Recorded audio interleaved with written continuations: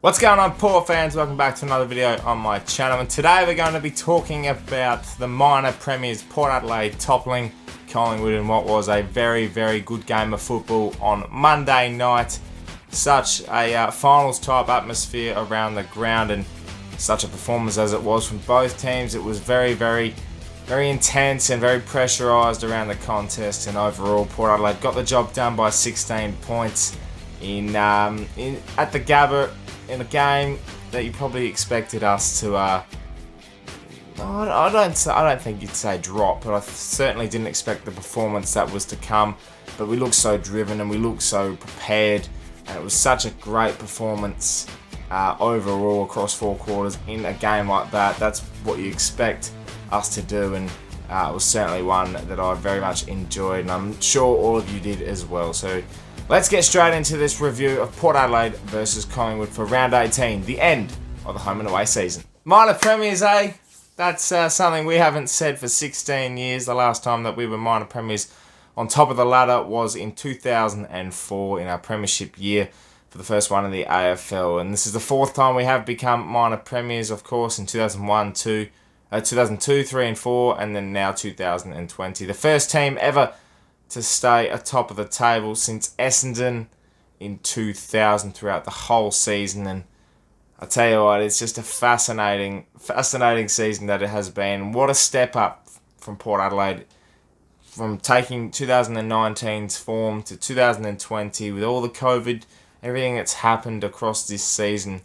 The first team ever to go from outside the 8 to finish top of the table.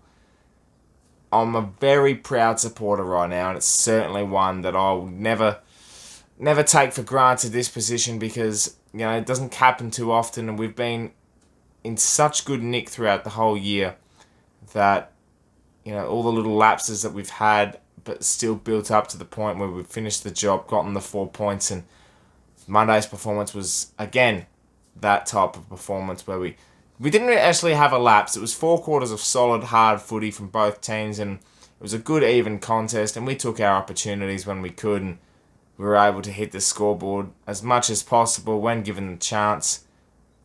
It was amazing. Truly was amazing. How about that start, hey? From the first bounce onwards, we were just in it from the beginning. That first clearance, it's always crucial to get that first clearance at the Gabba because of it being such a unique dimensional ground, and Ebert getting the quick clearance to get the goal just really set the tone early, and you could see that we were on. You could see that we were, and you can always tell when Port's on, is that first clearance, that first contest, and from then on, that first 10 minutes, we were peppering inside 50. I think we had 6 inside 50s to none, and we were converting the first 2 goals, and we were just able to manipulate Collingwood's defensive unit and move them around a bit more. We're playing a shorter game of football than we normally do, with bombing it inside 50. And well, eventually Collingwood did come to the party, and we were able to we kept up with their pressure, but I think a couple of their quality movers in Pendlebury, DeGoey started to get their, well, not DeGoey actually, he had 1 possession to half time, but Pendlebury, Taylor Adams, Treloar, their midfield started to get involved. Grundy started to manipulate Lysette a bit more, and they were making the contest even, but we were able to match it throughout the whole night, and it's just that type of performance from Port that we weren't used to in previous years. Once the pressure would come, we'd sort of crumble a little bit, and we'd be saved by a half time or a switch in momentum. But every time Collingwood matched us or went ahead, we were able to switch that momentum back into our favour, and that's a type of maturity I'm speaking about. That's the maturity that we haven't had in our side, including the years that we made finals in 2017, including like the early part of 2018. We never had that cohesive, that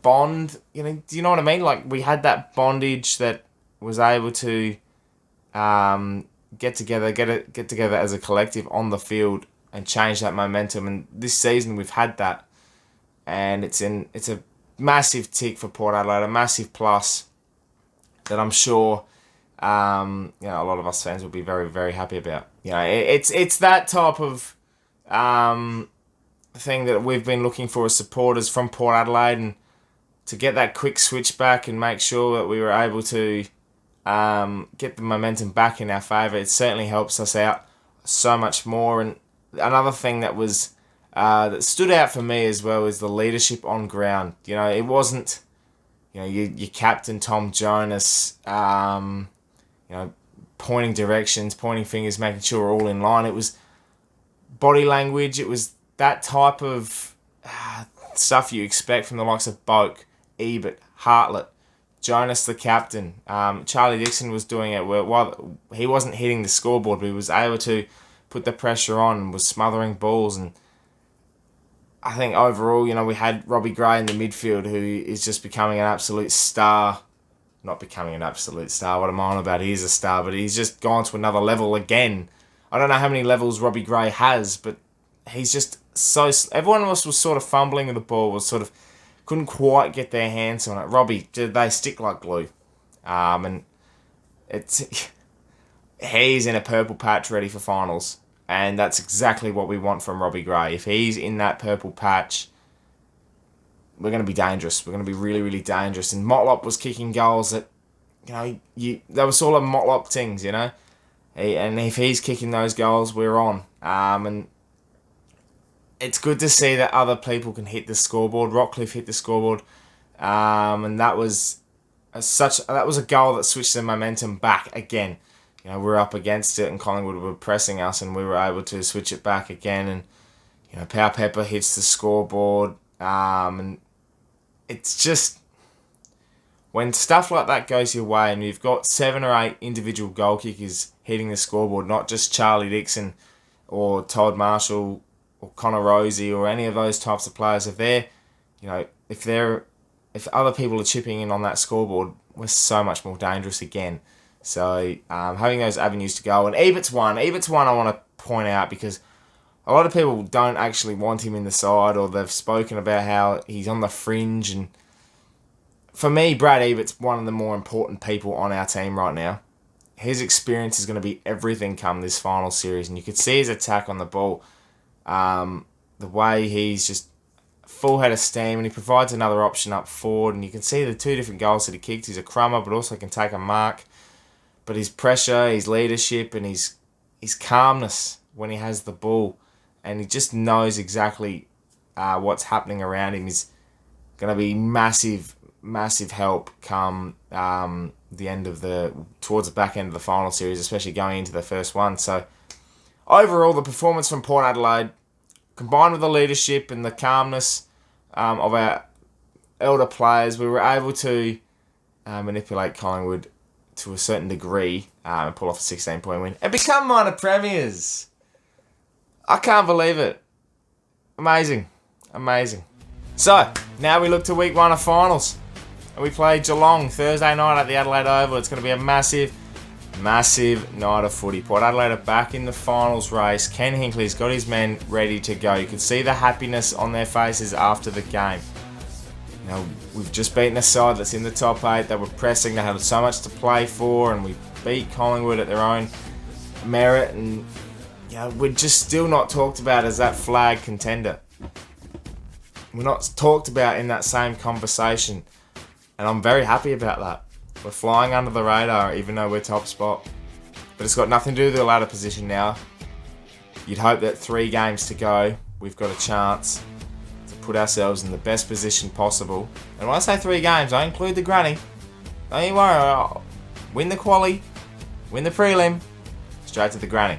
That's the best case scenario to go to the Gabba on October 24th. It's going to be a massive final series, and that was round 18. That home and away series season is done. Thank you all for watching this review. Make sure you let me know in the comments below what you thought about this game and what you're looking forward to this final series. It's going to be massive, and I'm very excited. There's so much more content to come over the next couple of weeks now as we move into the first week of finals.